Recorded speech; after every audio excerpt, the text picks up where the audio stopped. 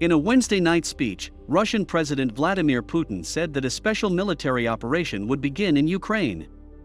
Multiple news organizations reported explosions in multiple cities and evidence of large-scale military operations happening across Ukraine.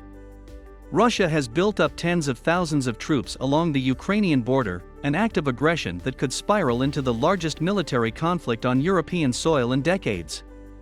The Kremlin appears to be making all the preparations for war, moving military equipment, medical units, even blood, to the front lines.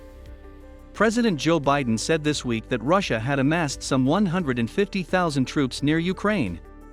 Against this backdrop, diplomatic talks between Russia and the United States and its allies have not yet yielded any solutions. On February 15, Russia had said it planned to partially pull back troops, a possible signal that Russian President Vladimir Putin may be willing to de-escalate. But the situation hasn't improved in the subsequent days. The U.S. alleged Putin has in fact added more troops since the pronouncement, and on Friday U.S. President Joe Biden told reporters that he's convinced that Russia had decided to invade Ukraine in the coming days or weeks. "We believe that they will target Ukraine's capital Kyiv," Biden said.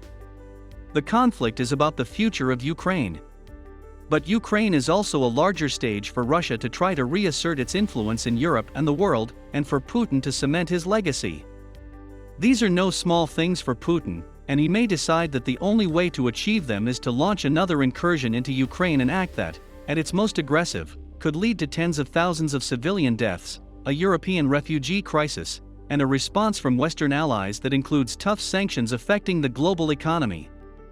The U.S. and Russia have drawn firm red lines that help explain what's at stake. Russia presented the U.S. with a list of demands, some of which were non-starters for the United States and its allies in the North Atlantic Treaty Organization. Putin demanded that NATO stop its eastward expansion and deny membership to Ukraine, and that NATO roll back troop deployment in countries that had joined after 1997, which would turn back the clock decades on Europe's security and geopolitical alignment. These ultimatums are a Russian attempt not only to secure interest in Ukraine but essentially relitigate the security architecture in Europe, said Michael Kaufman, research director in the Russia Studies program at CNA, a research and analysis organization in Arlington, Virginia. What happens now? Ukraine has derailed the grand plans of the Biden administration. China, climate change, the pandemic, and become a top-level priority for the U.S., at least for the near term. One thing we've seen in common between the Obama administration and the Biden administration: they don't view Russia as a geopolitical event shaper, but we see Russia, again and again, shaping geopolitical events, said Rachel Rizzo, a researcher at the Atlantic Council's Europe Center.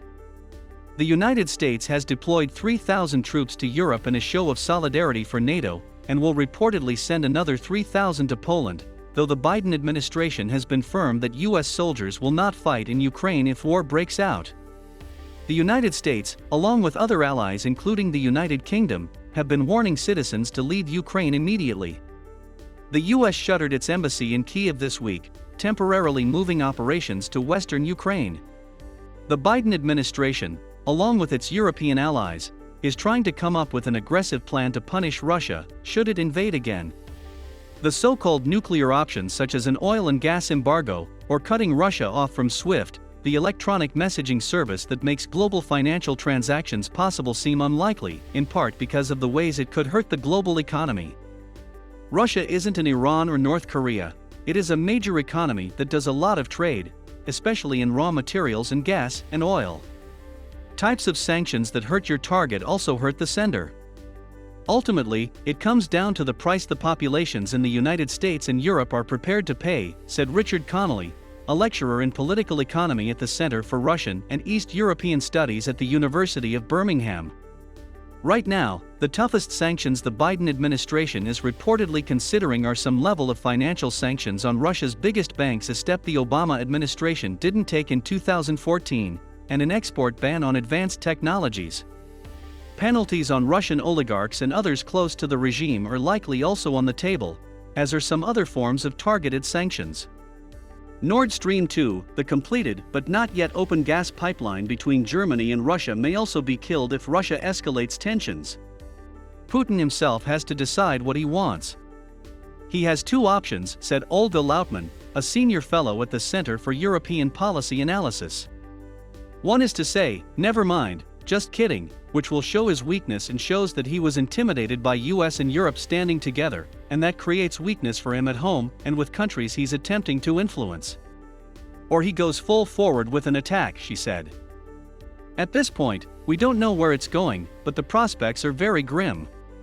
This is the corner Putin has put himself in, which makes a walkback from Russia seem difficult to fathom.